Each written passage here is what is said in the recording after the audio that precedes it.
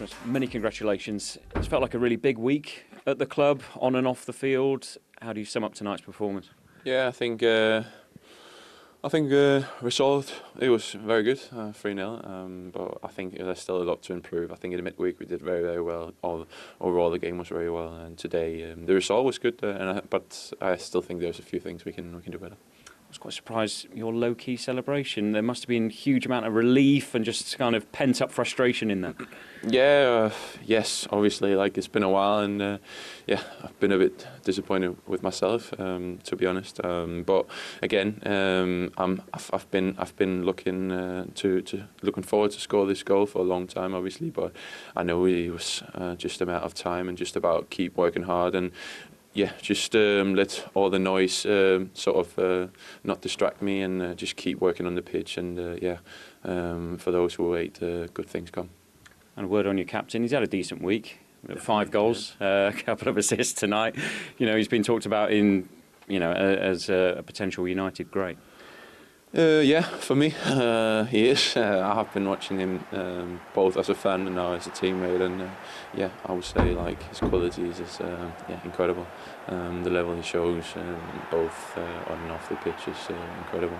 And yeah, he's a great leader, even though he gets a bit of stick sometimes for showing his arms. But I think he does it in a good way, and everything he means is to make the team better. And you see the quality today again. He's definitely very, very, very, very good player. Just finally, I hate to end on a negative, but Aiden made his full Premier League debut tonight and looked really assured again. Looked brilliant in the week, but looked in huge pain. Yeah, I didn't see what happened, but I'm very happy for Aiden. Obviously not tonight, but like in general, I think the youngsters has done well. Everyone who's come in has taken a big responsibility for the guys who's been obviously we've had some injuries, but I think the youngsters have stepped in and done well. I think like the likes of Harry getting his debut as well today. Chido's done well. Aiden and also Toby. So all these guys has done a great job, and yeah, very, very impressed by them. Well played tonight. Thank you. Connor, tough night. It looked like you had moments in the game, but perhaps overall just the quality missing. Yeah. It's hard to put a finger on it, to be honest with you. We're fragile at the minute. You can tell. I think you can see with kind of the chances we're making. We're just a little bit fragile. And listen, it's a tough place at the minute. It really is a tough dressing room. But we've just said there's 9 to go. We've got to pick ourselves up somehow, somewhere.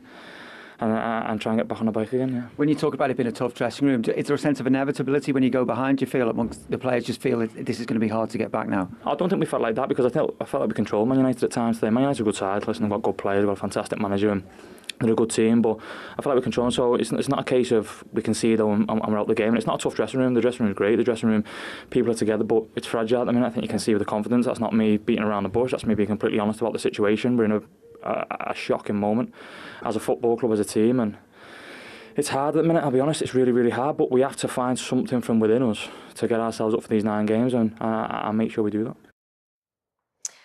Ruben, congratulations on the victory. What was your assessment of the performance? I think it was good.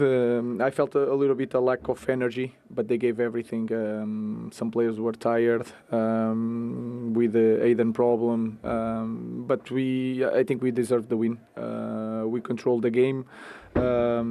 We could be better with the ball, but I understand after these 2 weeks with a lot of games, I think the lads deserve the win, and was a perfect way to end this week with a win for our away supporters. They are amazing. A perfect week for Bruno Fernandes too. 2 assists tonight and a great goal. What does he bring to your team? What you saw and what we see every week. But the most important thing is the work that he puts in everything he does, and that is the most important thing. And a goal for Rasmus Højlund as well. That'll do his confidence a lot of good, won't it? Yeah, in the difficult goal, a difficult control, right foot. So it's a shame we are going to stop for national teams, but we will return with confidence. But it's just 1 win away. We have to continue when we return. A really disappointing moment, though, for Aiden Heaven. What can you tell us about the injury so far? I don't know. It's hard to know because we have to evaluate during the week, and also because he's a young kid that doesn't know how to explain. and that makes it a little bit harder to understand what he's feeling. But it must have been a tough moment because he came on and showed a lot of promise, didn't he, in his first start? Yeah, he already did that against Arsenal, and today against Real Sociedad. Today was the for me the most difficult game for him because he plays so well against Real Sociedad, and we expect always for these young kids to relax a little bit, but he was so focused and he played quite well. So let's hope for the best. In some respects, is the international break coming at a good time? It gives you the rest and recuperation that I think you're sort of hinting you need. I think it was clear today. They are in the limit. We have to recover players. We are going to use that window to work some players, to rest some players, to recover. So it's going to be good. And going in with wins as well does a lot for the squad unity as a whole. It's completely the feeling is completely different. But when we return, it's like starting again from the scratch. Thanks for your time, Ruben. Thank you. Thank you. A night where you had little moments of quality, but overall perhaps just not enough. Yeah, I think both boxes, the quality, the difference in quality showed, the efficiency in finishing chances, and also defending key moments in the game. I think overall, if you look at the numbers, the metrics of the game, there's not much into it, but the difference is the efficiency. And when you talk about that efficiency that United showed, did heads drop slightly after that? Is there a sense of inevitability when you do go one down at the moment? No, I didn't see that at one down. We stayed in the game. We kept pushing. We had the opportunity to get back into it. Also at 2-0 down with the big chance for Bonanotte. That was cleared off the line by De Ligt. Of course, we had a few moments before that. Also with a double chance for Patson, Daka and Bilal in the first half. We had Wilf very close to on a cross. We had Jamie with a couple of dangerous moments, and yeah, it's difficult when the ball doesn't go in.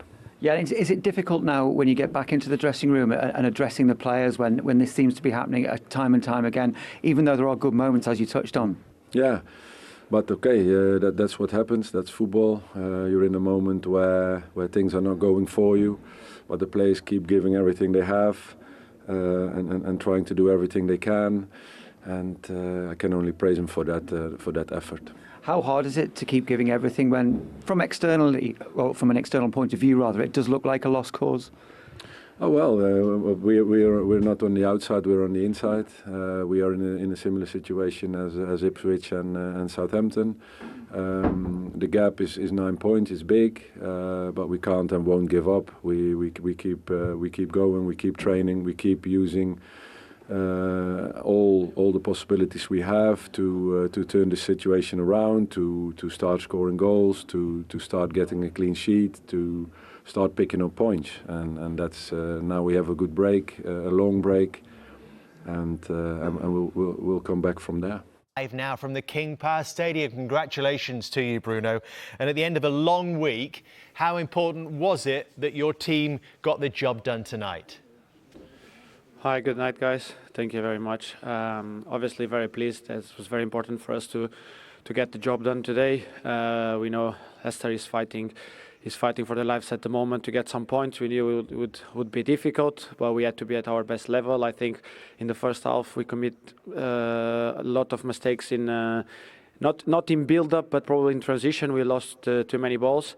But then I think in the second half we were much better getting in control of the game and getting the goals.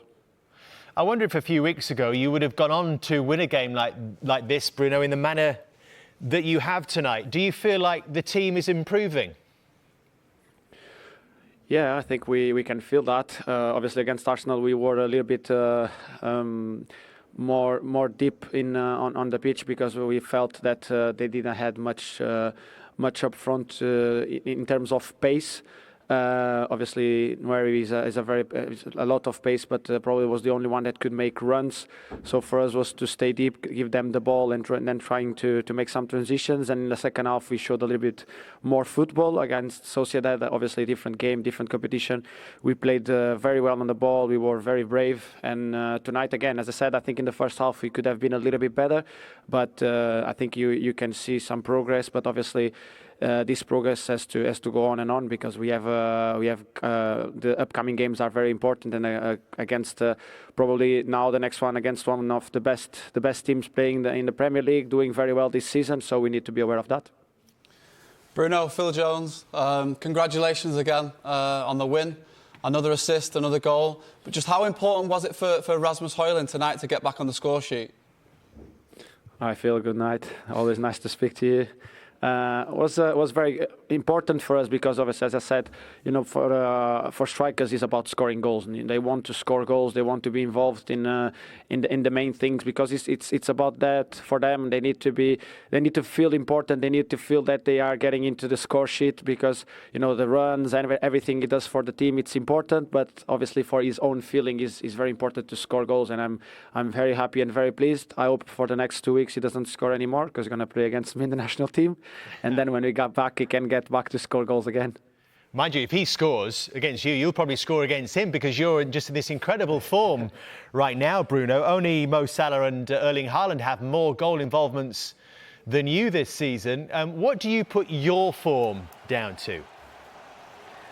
No, I don't put my form on anything. I just focus on doing the best I can for the team. Obviously, I want to score as many goals as I can and do as many assists as I can, because it's a big part of my game. And I need to assist my teammates like I did today to Rasmus and to Garner. I need to get into the edge of the box and try to get that goals, because it's one of my qualities also. But it's the main thing for me is getting points now in the league. We want to get as up as possible for us to finish the season as strong as we can. And in the Europa League, obviously, we have a tough team now to get through, but we have 2 games away first and then at home that we want to win, and that's the main focus for me. It's to help the team in the best way I can. Bruno, we've just been looking at your assists while you've been talking there. Was the second one definitely your touch, or was it off Jamie Vardy? Have a look. I was sorry, they turned it around. Did you think you got the touch? No, it's my touch. If it's Jamie, the ball goes to the edge of the box. I have to claim this. Of course you do. Every number counts. Listen, Bruno, we have to talk to you about the captaincy and leadership. You've been questioned. You've had some vocal critics in the last couple of weeks.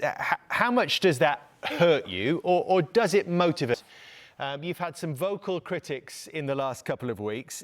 How much does that hurt you, or does it motivate you? I think both. Obviously, it's to hear bad things about you. That's I think no one likes it. But at the same time, a lot of margin for improvement in my game, in my leadership, in everything I do, even in my own life. Well, thank you very much, Bruno, for addressing that. And well, for the rest of the season, and congratulations tonight. Thank you very much. Thank you, guys. Have a good night. Well, he is leading by example, isn't he? He is. We spoke about him at the start of the show. Listen, leaders come in all different kinds. He certainly leads by example for me. The times that I spent with him in the training ground, on the pitch, he was always great with the young lads. He always set the tone for the tempo of the training session, and at the minute he's carried the team a little bit when he's needed. He's needed to produce some big goals, some big moments, and big players do that. Do the other players? I mean, we're just seeing this graphic, and we should note the other names that are on that list as he reaches the 50, because it was definitely his touch. He told us, not Jamie Vardy's for the second one tonight.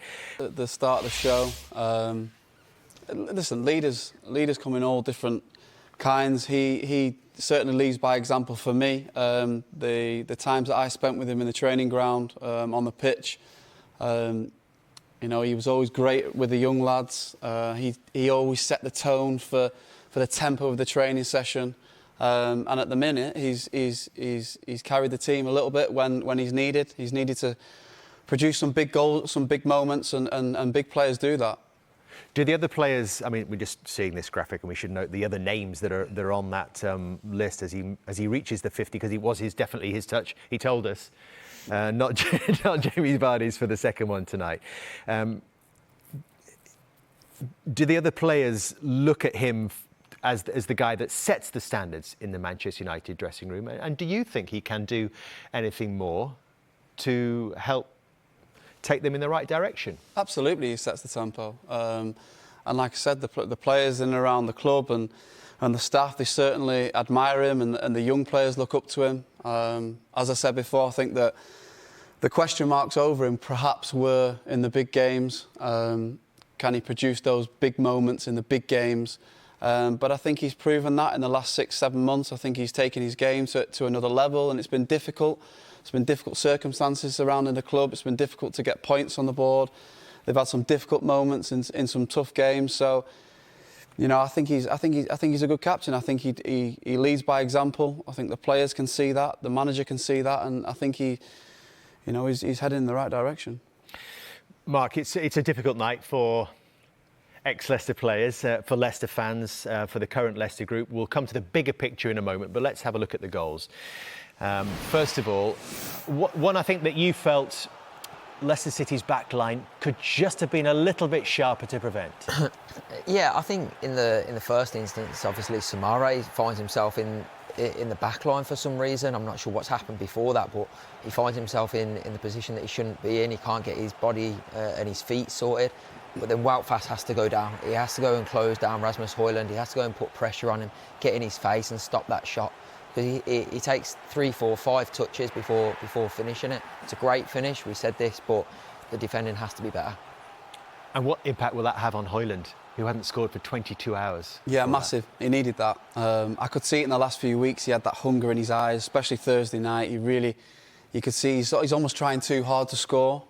He's found himself in the right places on Thursday night a couple of times, but just didn't quite come off. But that'll do him a world of good. But like Mark said, the defending there was really, really poor. Such an avoidable goal. I see that a lot about defenders these days. They're a yard, 2 yards away, and you think that's defending. They think that they're tight enough, but no. You have to take the last step sometimes and go and try and get closer and tighter. And he could have definitely prevented or at least got a nick on it and made it more easy for the goalkeeper to get down and get something. Well, could you say the same about Garnacho's goal? Yeah, because the game was very much in balance at 1-0. Yeah, exactly. The same type of scenario. Leicester are back in good numbers. They don't really look at United. Don't really look like they're posing a threat. A real mix-up. No one really wants to go. No real desire to go and get after the ball. A bit passive. Very passive defensively. Indeed, he doesn't even try and stick a leg out, and it's a simple goal for Garnacho, but again, really avoidable. And it's the story of the season for Leicester. They've conceded so many goals like this throughout the season where, you know, just when they're getting an edge in a game and getting a chance to get back into the game with a bit of momentum, they concede soft, sloppy goals like this one. Inevitably, there will be that time, whether it's now or whether it's after the international break, Mark, when they're sitting down looking at these goals with the manager going through them bit by bit. What do you think the reaction will be seeing the defending there? No, but I think it's been the same for the majority of the season. I think that's why they find themselves in the position they are. They've conceded, the goals that they've conceded this season have been too sloppy, too easy. It's been too easy for teams to score against Leicester this season. I look at that one, for example. Nobody's proactive. Everybody's reacting, and they're reacting too slow. You have to read the bounce of the ball. You have to be prepared to know where it's going to go and try and read that as best as possible. I'll show you it again, Mark. Here you go. Yeah, when the ball comes out here, you have to get out quicker to start with. You have to get out faster. Ball comes back out again. Still no one close to them, and they're able to work the ball into your penalty box. And then it's a bit of pinball, but that last one that comes off Christensen, I think it is, somebody has to be there and stop that. That can't happen. That can't happen at any level. It's really, really poor. They've got numbers back. They're in set positions. And it's just really, really sloppy, a bit of a deflection. Indeed, he doesn't really make an influence and try and block the ball, and they leave themselves a mountain to climb. And I see Leicester doing that a lot this season. I've watched them a few times live, and quite early on in the game runs away from them, and it can get really, really away. You know, they could be 2-3. I watched the game against, I think it was Fulham. I think they were 3 down at half-time, ended up being 5-0. So they need to find a way to win, but it's looking a real tall order now to claw themselves out the bottom 3.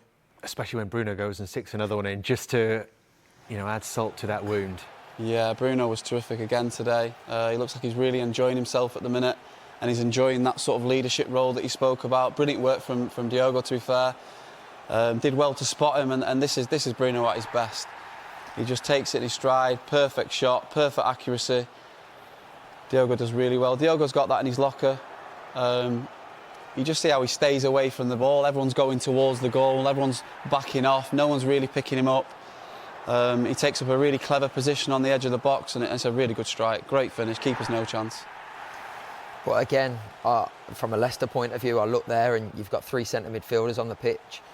Harry Winks has come deeper to protect the ball across. But where are the other two? They're not close enough. Somebody has to be on the edge of the box. You've got Bruno Fernandes on the edge of your penalty box with a ball coming across to him. Somebody has to be there to stop that shot. And don't get me wrong, lovely bit of skill here, good ball across, and the cleverness of Bruno Fernandes just to hold his run and just stay on the edge of the box is fantastic. But it's tough for Mavididi to see that again and again, isn't it? But that's not his position.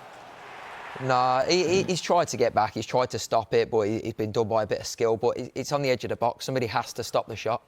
To Ruben Amorim's Manchester United career, hasn't it? Are we seeing signs that he's getting to grips with it, Phil? I think so, just with the performances of late, the results that they've got. I think he'd be praying and crossing his fingers that he gets everyone back fit from international break, but it was a really good marker today, especially off the back of Real Sociedad, as he said. It was a quick turnaround for them. Players should be used to that, but it was also pleasing to see the amount of young players on the pitch at the end of the game. The likes of Aidan Heaven, Toby Collier, Chido came off the bench as well. So, listen, that's part of the United's DNA. It's part of the makeup of the club is they produce good young players to come through, and when they're needed and called upon, they can produce performances and come in at a high level. And well, that's no coincidence, isn't it? Only Spurs have given more minutes to teenagers so far this season. 5 used by Manchester United. You've name-checked most of them. Aidan Heaven, as we heard, we keep our fingers crossed for him on a really promising start to his Manchester United career. Stretch it off today, but Toby Collier on the pitch, Chido Obi, Kobe Mainu makes up that as well, and Harry Mas, who are making his 18th birthday today on his senior debut. So, does it feel like this is a very deliberate play from Ruben Amorim to blood as many young players as possible and perhaps hint towards the future direction for Manchester United in the short term? Well, I think he's had to with the amount of injuries that they've sustained this season. It's been really difficult to really have a solid back line. We don't know. Sometimes there's 2 6s, there's 1 6. We don't know who's playing with the injuries, but I think he's managed it reasonably well, and he's had to blood these young players. But listen, these young players wouldn't come into the team if they weren't good enough, and he didn't think they were good enough. So, really pleasing to see. But again, like I said, the most important thing for now for United is to get back everyone fit from international duty and really try and go for the Europa League, because if they can get into the Champions League next season, that'll be a really big boost for them. Yeah, tough one to have to answer again for Ruud van Nistelrooy. His side beaten 3-0. Manchester United won the shot count 18-11 and on target 5-3, but the metrics he might have been referring to, well, could be the expected goals, because actually in terms of the quality and quantity of chances created, Leicester City come out on top on that metric, 1.17 to United's 0.78 from 18 shots, but you don't get any points for that, unfortunately. Yeah, an honest assessment that from Conor Cody, and it doesn't get any easier. Look at the next 4. They play the 5th, 6th, 7th and the top team in the Premier League. So by the time Wolves and Southampton come around, it could be all over, couldn't it, Mark? Yeah, it's not looking great. Their performance today in recent weeks suggests that they're not going to improve much in these coming games. They're very difficult games against top sides, and I think what Conor was saying there in terms of being a fragile dressing room, you can see that translating onto the pitch. You can certainly see it in the way that they're playing with the ball. They don't want to take risks. Nobody wants to be the one to give it away, so they play the safe pass. Defensively, they're scared to go and commit to putting a tackle in. You look at the Buonanotte chance. De Ligt is there, putting himself on the line to block the shot. In the other box, that's just not the case, and people are standing off the attackers and giving them a free shot, and that's where the goal comes from today. Did you think at the start of the season the struggle would be as bad as this? I didn't know. I didn't think it would be as bad. I honestly believe that they could have stayed in the league. But I think looking back now, that was probably slightly naive, because I don't think they've done enough to replace Keenan Dewsbury Hall. He was a massive player for us last year, but I don't think we've improved in any areas of the field. Signings that we've made are either sitting on the bench or they're sitting at home watching the game. There's not been any signings that have come in and made a real impact to the team, which isn't the way it should be. And it was, of course, Steve Cooper that came in to replace Enzo Maresca. The results would tell us that it's actually got a lot worse since he was sacked under Ruud van Nistelrooy. With hindsight, does it feel like that was the wrong decision? Yeah, hindsight's obviously a good thing, but I think at the time there was a lot more than just the performances and the results. There was a lot of crowd noise, a lot of disgruntled fans in terms of it never really, that relationship never really started well with the Nottingham Forest links. And I think the drastic change of style of play was big for me. You've gone from Enzo Maresca to Steve Cooper, who have got two different styles of play, and you've obviously got a squad there that are used to playing the Maresca way, which is short passes, keeping the ball, working on numbers in certain areas, to then Steve Cooper, which is a bit more direct, a bit more sort of hustle and bustle and get the ball forward as quickly as possible. So the squad that we had built in the Championship weren't necessarily fitted to a Steve Cooper squad. So I know that a lot of Leicester fans are thinking it is all over already. So then you get to the summer and big decisions for this football club to sort themselves out and go again. Would Ruud van Nistelrooy be the guy to get you back into the Premier League? It's difficult to say at the minute. It's difficult to say what he would want. It's difficult to say what the club would want. One thing I would say is he's not got experience in that league, and it's a very, very tough league. It's a very demanding league. So there would have to be a lot of work done. But I think in general there needs to be a lot looked at the squad.